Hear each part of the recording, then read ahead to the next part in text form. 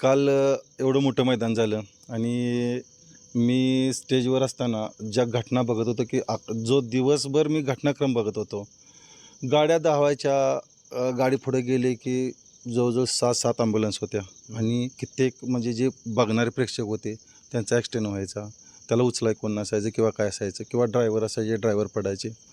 मी काल मुलाखत काल परवा मैदान झालं आणि मी कालपासून विचार करायला लागलो की जी लोकं म्हणजे जो ड्रायव्हर आपली गाडी जिंकावी, सांडेभाऊ, आपली गाडी जिंकावी म्हणून जीवाची बाजी लावतो, तर त्याच्या जीवाची काळजी घेणं ही माझं कर्तव्य आहे समजतो. आणि म्हणून म्हणून मी आज असं ठरवून आलो आहे की हा प्रणव ड्रायव्हर शेंद्रे, तुम्ही ज्यावेळेला नाव पुकारताय ते प्रणव ड्रायव्हर शेंद्रे, मला अभिमान वाटतो. माझ्यासाठी काय पण करणारा माणूस.